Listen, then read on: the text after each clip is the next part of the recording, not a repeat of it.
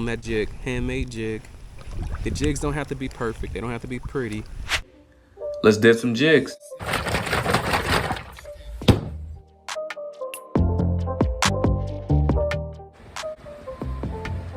All right, so I'm using Morning Dawn as my base color. I like to give the rod 2 quick dips, like 2 firm jabs, bang, bang. Then let it drip, drip, drip till it stops, and then set it and forget it. So for the top color, I'm going with a white with sparkling pearl and silver flake. So the goal is to tilt the glass, allowing me to dip the rods in at different angles, hopefully achieving a half and half jig split down the middle. So I'm going for a few dips, trying to put it just in just a little bit, but it's not coming out exactly how I want it. But as you guys know, I'm going to use them anyway, regardless of how they turn out. And they'll just be a part of my Outcast jig collection. So here they go. Let's see how they work. I want to try something different. I want to cut it at an angle. Cut it like that. And what I recommend is, as you guys make your own jigs, try just cutting the tail at a different angle, or maybe not cutting them at all. So I'm gonna cut it at that angle and then I'm gonna stamp it.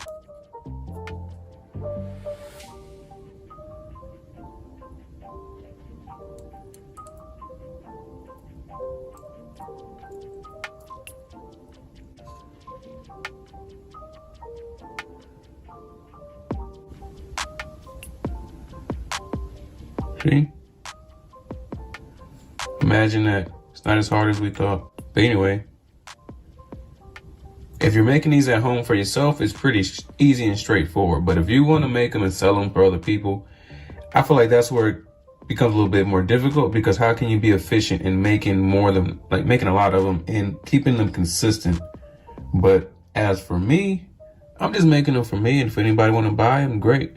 But just buy them knowing that they're not gonna be as perfect as they look like coming out of a factory.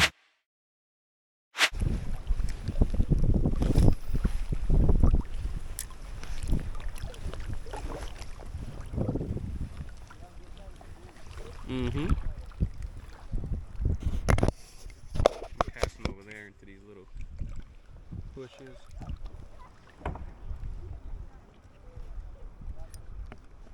Oh, I either got bit or I got hung up on something just now. Pass back over here. So I got one? I'm on, y'all. Yeah. That's what I'm talking about. You got one. What is this? Gotta come out here. I'm on. Oh, nice little, this is a pretty rainbow. Come here, baby. And this is on the hand dip jig.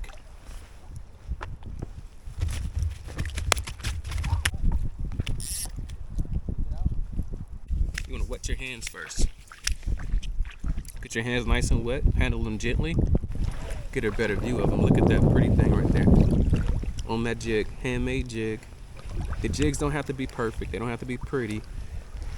Too pretty to you, the fish like them, okay? All right, so let's let them go. Swims off. Nice and smooth. Let's get back over there. Let it fall, let it sink a little bit. I didn't have my stringer. Let's try to find that stringer so we can, I'm keeping this next one.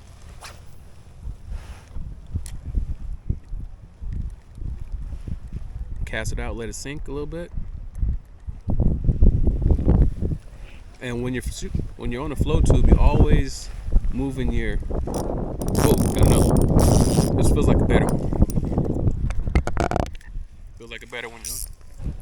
And we're on. Oh.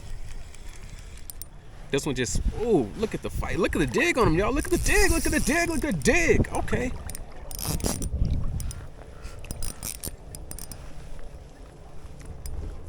Damn, I need my net. It's a good idea to have your net and everything ready. But, you know, of course I got my water bottle in my net. instead of having my net clear, I got my water bottle in it. So, come here, baby. Perfect. There we go. Look at him on the lip again. Right there. Look at that pretty jig. Homemade jig right there. Check that out, y'all. So we're gonna go for a quick limit. We can get our limit and get out of here before the sun goes down. That's what it's looking like. So in the state of California, typically, especially at these like state lakes, different fish have different limits.